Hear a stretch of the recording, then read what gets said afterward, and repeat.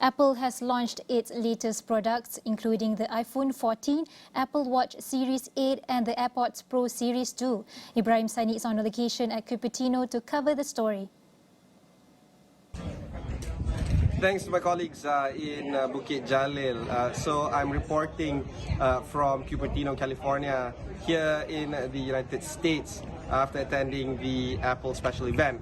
As we've all probably have seen and heard, Apple has launched 3 new classification of products, the iPhone 14, the Apple Watch, as well as the AirPods Pro 2nd generation. Let's start off with the iPhone 14. The market segmentation for the iPhone 14 is still consistent with the previous iPhones, with 2 classes of the iPhone 14s being announced, the iPhone 14 Pro and the iPhone 14 Pro Max. That is of course targeted towards Pro Max users and Pro users, largely because of the higher intensity of the camera capabilities running on the A16 Bionic chip, and of course with the new lower light capabilities of the camera, as well as the 48 megapixel that has been introduced for the first time ever on an iPhone model. And of course the price point of this is actually consistent with that of the iPhone 13. Much touted previously for the price increase of the iPhones was not seen in this year's announcement for both the classification of the Pro class as well as the base class. The iPhone 14 announcement came at a time when iPhones crossing over the 15-year anniversary of their first iPhone launch back in June 2007, and with this the iPhone 14 is going to target still the Pro users, including that of movie makers and professional photographers. But what we saw last year was that the desire for the iPhone 13 to be used by professional movie makers might not necessarily get the garner or support from movie makers per se.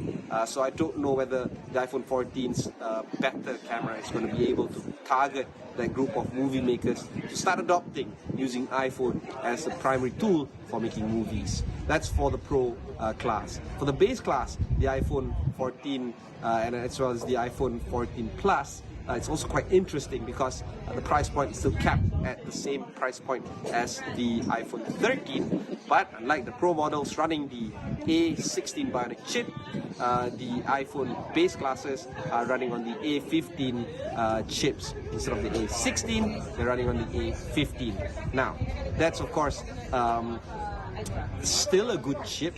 And of course, what we're talking about of 4 nanometers that was seen in the iPhone 6, so the A16 chip, for instance, is still developed by TSMC, or the Taiwan Semiconductor Company, which is also made available to all the other competing products of Apple, including that of Google and the Android devices.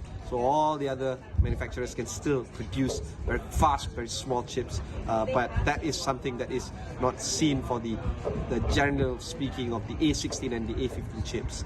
Okay, for the base model, we're looking at the introduction for users of the older iPhone models to start migrating into the new base models of the iPhone 14. Again, consistent with the previous iPhone classes. So those are the kind of elements that we see for the iPhone 14 4 types model launch. Minor updates, generally speaking, but for the base models at least, but for the Pro models, there are 2 big things that we need to think about. Number one is of course the dynamic island introduction, where they use the UI UX capability of the notch and try to amalgamate the kind of notifications that we normally see for the iPhone launches, for the iPhone users. The dynamic island did get an interesting gasp from the audience, and of course this has not normally seen 2 gasps in the auditorium. The second gasp is of course when the iPhone models, the iPhone 14 models, will not come with a SIM card tray, at least for the US based models. So that is a second gasp. I've been to this kind of events for a few times now. Not normally do I see gasps coming in from the audience. So for this event to see 2 gasps, it's actually quite interesting. Okay, that's for the iPhone launches. Now, we move on to the Apple Watches. The Apple Watch Series 8 was introduced, and of course this is very consistent with the type of previous series models that was introduced before this. It is still targeting towards people that are high in demand when it comes to Apple Fitness, want the best out of their watches, and the price point is actually quite interesting because it's consistent with the previous models as well.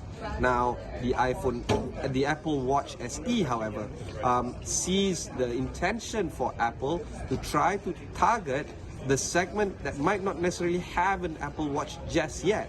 Why? Because the previous SE model was priced at about $279, something like that. Now it's priced at $249, even $229, right, for some models. So this actually makes it clear that Apple's intention of trying to get more people to use Apple Watches is there, especially so when it comes with some of the fitness capabilities and fitness features inside the Apple Watch. So on top of Apple trying to get a lot of people to use their iOS devices, they now want to get people to use all their Apple Watch devices as well. So they got the main market, which is the Series 8 model, and they're trying to target the affordable market through a lower price point of the Apple SE. They're trying to get the most out of it. But one thing that's for certain, or stealing the limelight, is of course the Apple Watch Ultra. Generally speaking, the Apple Watch Ultra wants to target two main components, according to Apple. First, of course, the long-distance marathon runners, as well as the second segment, which is the pro divers or even recreational divers. So people like myself, where I dive every so often, I don't normally bring my Apple Watch because this kind of Apple Watch cannot withstand the kind of depth that is needed. So one thing interesting is that we're looking at the ability for the Apple Watch to be used as a dive computer through the introduction of the Apple Watch Ultra. The Apple Watch Ultra is rated down to 40 meters or 130 feet. It has a watch face of 49 millimeters, larger from the previous model of 45 millimeters. It has the capability of dim as well as full brightness at 2000 nits. They have a compressed watch face to allow for more computational capabilities to be read under extreme circumstances, say for instance underwater, or if you're running through a Sahara Desert marathon, for instance. And one thing interesting is that it is also very good to be used for marathon runners because of the GPS capabilities. Now, what this means is that they're trying to target those extreme athletes that are using current watches out there in the market, for instance Garmin watches. So can they get people who use Garmin watches to migrate and now use the Apple Watch Ultra device? That is a certain key feature that they need to think about. Now there are some pulling factors to this. Number one, because of the integrated user interface as well as the UI UX that is capable to be used when it comes to the Apple Watch device, this allows for folks to be able to use the Apple Watch Ultra as a real serious machine for extreme runners and extreme divers, and of course recreational divers, and that will definitely take those that is coming in from the Garmin users to actually start using the Apple Watch as an extreme sports machine. Another thing that we need to think about is the price point, because a lot of people were speculating that the Apple Watch Ultra, previously rumored to be Apple Watch Pro, is to be priced very high at about 1,000 USD, for instance. But when they announced it just now, we saw the price point is actually quite low, yeah, at 799. And I don't know how much that translates to in ringgit eventually when it launches in Malaysia, but generally speaking, at 799, to provide this kind of depth and detail enables Apple to actually entice those that are currently using Garmin watches or all the other stuff that is available in the market to start using the Apple Watch Ultra as a primary device for extreme sports. And of course, that is the key three elements when it comes to the second class of products that they launched today, which is the Apple Watch Series 8, the Apple Watch SE, as well as the Apple Watch Ultra. Okay, finally we move on to the Airpods Pro second generation, running on the H8 chip, or is it H2? I'm not too sure. We're looking at transparent adaptive capabilities of the AirPods itself.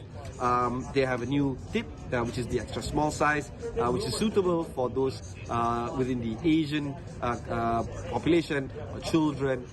Previously it was large, medium and small. Now we have extra small.